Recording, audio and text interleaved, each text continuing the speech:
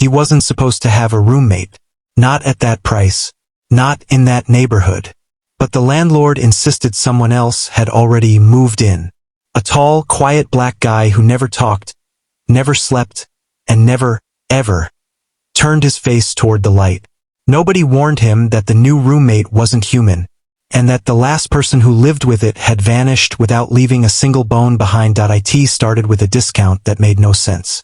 Ethan Morales had been searching for an apartment in Portland for 3 months. Every listing he could find was overpriced, crammed, or in a neighborhood that felt like a bad idea. So when he toured the old brick duplex on Hawthorne Street, a 2-bedroom for far less than market price, he almost convinced himself the roof leaks and creaking floors were charm. He should have questioned why the landlord, Richard, avoided eye contact. He should have noticed the missing tenant posters taped to the nearby utility poles. He definitely should have asked why the second bedroom door was already locked. But desperation makes people stupid. Richard walked him through the place quickly, never stepping past the living room threshold, like he didn't want to be inside after dark. "You'll have a roommate," Richard muttered. Ethan frowned. The listing said, "He's quiet, keeps to himself. You won't even know he's here." That should have been a red flag large enough to cover the entire block. But Ethan needed a place fast. And rent was rent. He signed the lease. 2 hours later, he was dragging the last of his boxes into the apartment. The sun was starting to drop behind the neighboring rooftops, throwing long shadows down the hallway. A cold draft crawled out from under the locked second bedroom door. He knocked lightly. No answer. Maybe the roommate wasn't home. Maybe the landlord exaggerated. Ethan turned away, telling himself the discomfort was just moving day paranoia. But as he walked to the kitchen, something felt wrong behind him, as if the air shifted when he turned his back. He unpacked his dishes, trying to ignore the pressure behind his ribcage. That's when he heard it. A soft shuffle. Not from the hallway, from inside the second bedroom. Ethan froze, listening.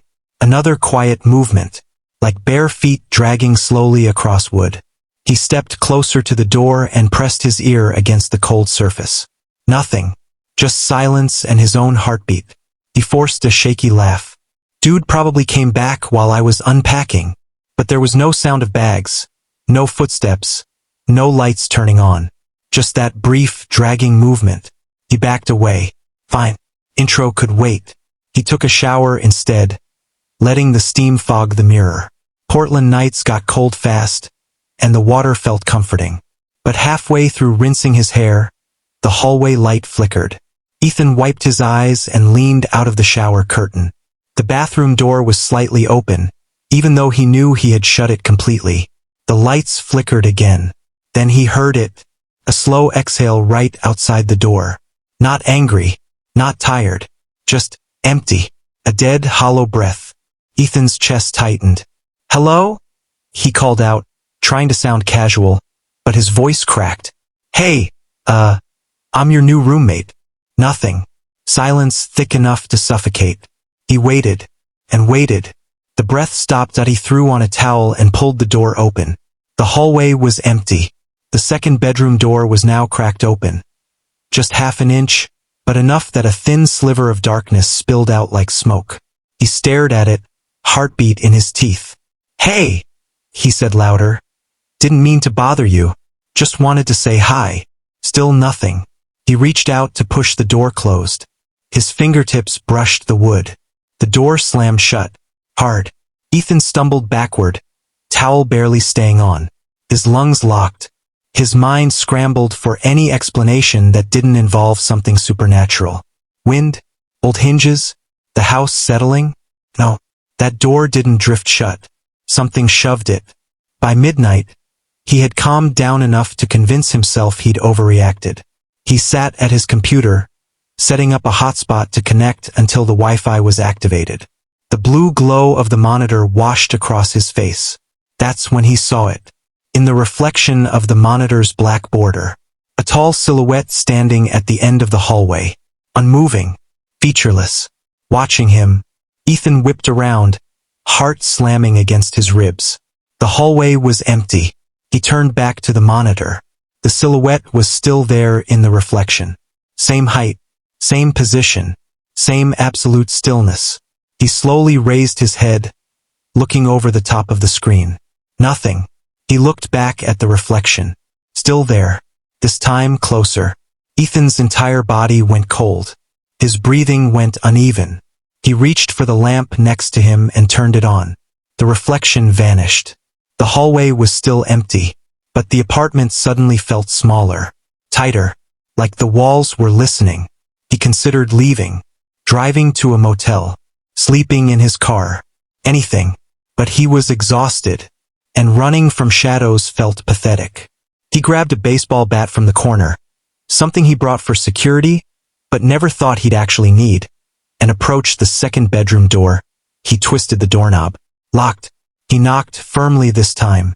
Look, man, I don't know if you're messing with me or what, but it's not funny. Not a sound.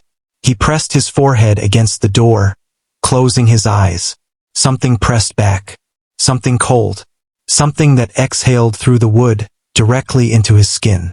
Ethan jerked away so fast he nearly fell. His hands shook uncontrollably. That wasn't imagination. That wasn't wind. Something living or trying to imitate living was on the other side. He grabbed his keys. He'd leave for the night. Noscham. But as he reached the front door, a deep, slow thud shook the hallway behind him. Then another. Then another. Footsteps. Heavy. Deliberate. Moving toward him. He twisted the lock, but the key slipped from his fingers. Clattered on the floor. The footsteps grew louder. Ethan didn't look back. He grabbed the key again, hand trembling uncontrollably. The footsteps stopped only inches behind him. A cold shadow washed over the door. He could feel it, like standing in front of a tunnel that led somewhere worse than death. His pulse hammered against his throat. Slowly, terrified, Ethan turned his head just enough to see behind him. There was no one, just darkness swallowing half the hallway. But the air was wrong. The silence was wrong. Even the shadows looked wrong, like they were bending around something tall and unseen. He didn't sleep that night. He sat on the couch with every light on, eyes fixed on the hallway, bat in hand, waiting for the thing that shared his lease to show its face. If it even had one. Ethan stayed awake until sunrise. The lights hummed. His nerves buzzed so hard his teeth hurt. Every time he blinked, he expected to see the silhouette again. Standing in the hallway, or behind the couch, or reflected in the TV's black screen. But nothing moved. Nothing breathed. Nothing tried opening the second bedroom door again. At 6:32 a.m., when the sky finally changed from black to a dull, washed-out gray, Ethan stood up and stretched his stiff neck. His bones cracked like old wood. He walked to the kitchen, forcing himself to act normal.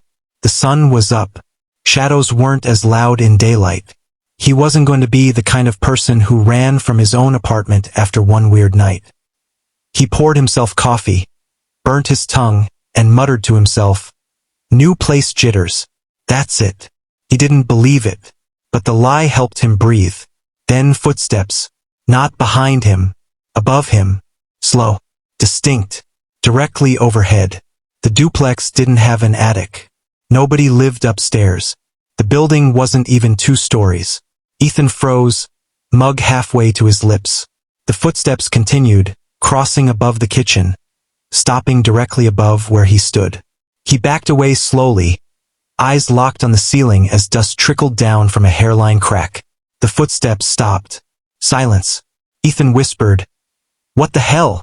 Then a single, heavy step hit the floor above him, making the ceiling bend a fraction of an inch. Ethan dropped the mug. It shattered across the tiles. He grabbed his phone and dialed landlords don't deserve this early. Richard answered on the 4th ring, groggy. "Yeah." Ethan didn't sugarcoat it. "What's in the second bedroom?" Pause. "Too long." Richard exhaled shakily. "You heard something?" "Answer the question." "It's nothing dangerous," the landlord said quickly. Ethan's stomach dropped. "That's not an answer. It's just a tenant who prefers privacy." "There are footsteps in the ceiling of a 1-story building." Ethan snapped. "Either you're lying, or something's wrong with this place." A long silence. Then, if you want to break the lease, Richard said, voice trembling, I'll let you. No penalty. Ethan felt ice